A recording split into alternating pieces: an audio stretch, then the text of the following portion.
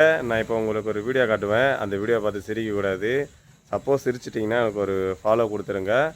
அதே மாதிரி என்னை ஃபாலோ பண்ணவங்க இந்த வீடியோவை ஷேர் பண்ணுங்கள். வாங்க வீடியோ போய் பார்க்கலாம். இந்த வீடியோ கண்டிப்பாக உங்களுக்கு சிரிப்பு வர வைக்கும். ஒரு தடவை எங்கள் அண்ணன் உனக்கு தெரியாது எனக்கு சாப்பாடு எடுத்துகிட்டு வந்தார். நான் தினம் எங்கள் அண்ணன் சாப்பாடு எடுத்து எங்கள் அண்ணி சாப்பாடு கொடுத்து வந்துருக்காருன்னு சொல்லிட்டு டக்குன்னு காசு எடுத்து ஒரு 10,000 இந்த வச்சுக்க அண்ணிட்ட கொடுன்ட்டேன்.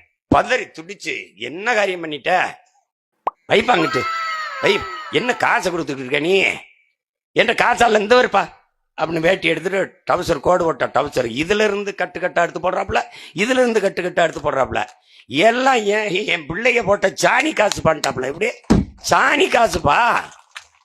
நான் கேட்டேன் எங்க அண்ணன்ட்ட என்னதானே வருமானம் நீ பாலும் பீச்சம் மாட்டுற இதுவும் பண்ண மாட்டுற சாணி இருக்குல்லப்பா சாணி இவன் என்ன எங்களுக்கு என்ன தரான் அவன் போடுற கழிவு காசுடா எனக்கு காசுடா காசு. நாங்க என்ன பொய் சொல்லிட்டே தினம்ங்களா என்னங்க பார்த்துட்டிங்களா? இந்த ஆளோட பொய் சொல்கிற தன்மைக்கு அளவே இல்லாமல் போச்சு. பிரபாகரன் அவர்களும் அவர்களோட மனைவி இல்லாததுனால வந்த வரைக்கும் பொய் சொல்லிட்டு இருக்கான். இவர் சாப்பாட்டு காசு கொடுத்தாரா எங்கே போனாலும் இலங்கை போனால் சாப்பாடு மட்டும் தான் பேசிகிட்டு இருக்கேன். இருந்தாலும் இலங்கை போனதே தின்றதுக்கு தான் பொழுது இருந்தாலும் போனால் இல்லையானு கூட தெரில. அதுக்கு ஒரு ஆதாரம் கூட வரமாட்டேங்குது. அவங்க தும்மிங்க ஆதாரத்தையே காட்ட மாட்டானுங்க.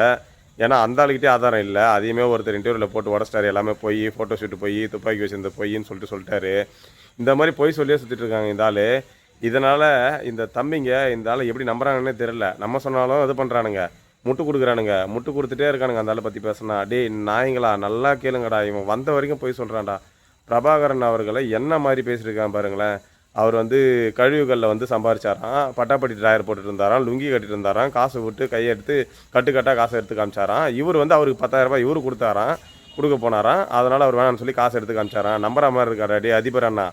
டே தும்மிங்களா என்னடா உங்கள் அண்ணன் இப்படிலாம் பண்ணிருக்கான் கேளுங்கடா. இவன் தொலை தாங்க முடியலடா. கன்னித்தீவு மாதிரி போயிட்டுருக்கடா இவன் கதைங்க. கட்டு கதையாக வச்சுருக்கான்டா. பொய்யா சொல்லிட்டு இருக்கான்டா. கன்னித்தீவில் கூட இப்படிலாம் வராது போலடா. என்னடா இப்படி சொல்லிட்டு இருக்கான் உங்கள் அண்ணன்.